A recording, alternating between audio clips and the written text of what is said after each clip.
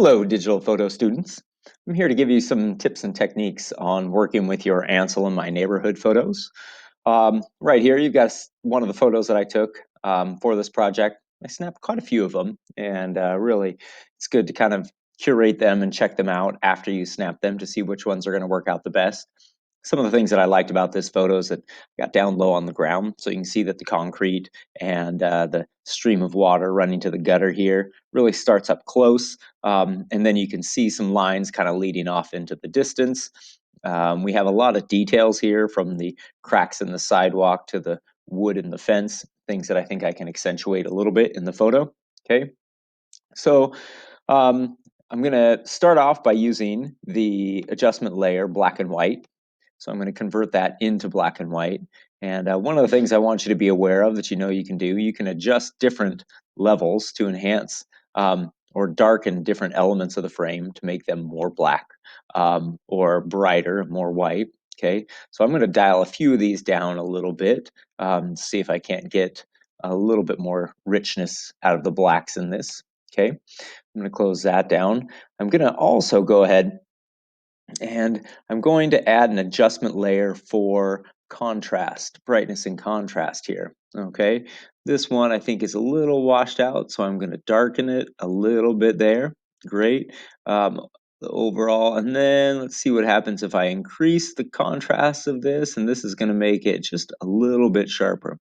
I may drop this down a little bit, and you're going to see what I'm going to do after I put these adjustment layers on. So I'm going to go in and I'm going to use the dodge and burn tool.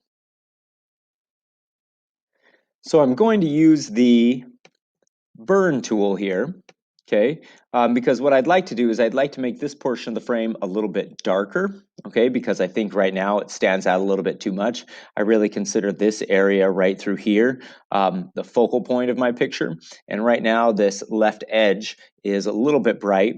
Okay, the burn tool is going to darken the area that I draw it over the top of. So I'm going to look, I want to darken the midtones right here. And let's see, a big brush with 0% hardness. So I would say a very soft edge is what I want to use here. And if I go over this, then I'm going to, oh, the layer is not editable because I've got to go to the background. I'm going to actually want to use the dodge and burn tool on the background itself. So here I can go ahead and make my brush a little bit bigger, and I can brush over the top of this, and you'll see the pixels just starting to kind of darken up a little bit. Traditionally in the dark room, when you exposed something to light, the photo paper got darker. Okay, so burning was the act of actually exposing one area of your photo paper a lot more than other areas, which would darken it. Okay, and then based on your negative, it would basically, push those darker images and the darker parts of your photo deeper into the paper. And if you burned too much, eventually you would end up just getting a black spot. So I'm just going to kind of go over this a little bit. I'm going to take away a little bit of the gloss. I'm going to darken those midtones up and make this a little bit more interesting.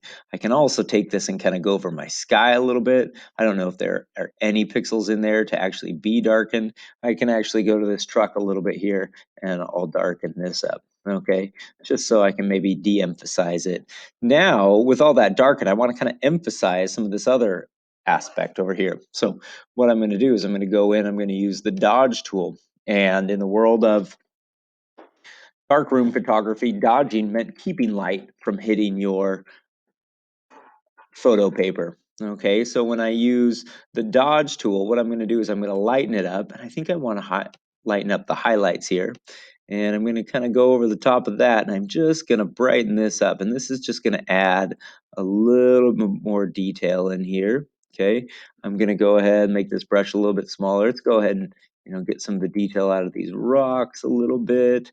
And I also think it benefit from brightening up the wood a little bit here, because there's some texture in these fence boards that I think is worth appreciating. Okay, so going over this or your photos after you switch it over to black and white with the dodge tool and the burn tool is going to really help you create emphasis in the right areas of your photo. Okay, so you can kind of create that 3D effect, and you can draw your audience's eye into the parts of the frame that you think are the most interesting.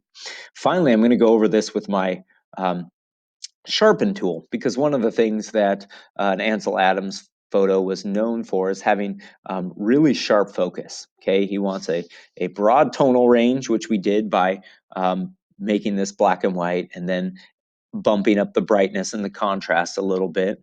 And then with the Sharpen tool, I'm going to be able to go in here and I can brush this over the top of things. Like I'm going to brush it over the water right here. And you're going to notice it's just going to crisp up those pixels a little bit. Okay, it's going to make all those edges harder. It's going to make things look a lot sharper, as if they were in even tighter focus. Okay, and so I'm just going to brush over the parts of the photo that I really want people to pay the most attention to, or where I think I've got a really good, interesting texture. Okay, and as I brush over the top of that there, it's going to sharpen it up a little bit. All right, when I'm all done with this work, I want to go in here. I want to make sure I save this as a PSD file, because I might want to go in here and tweak it a little bit later and do a little bit more to it.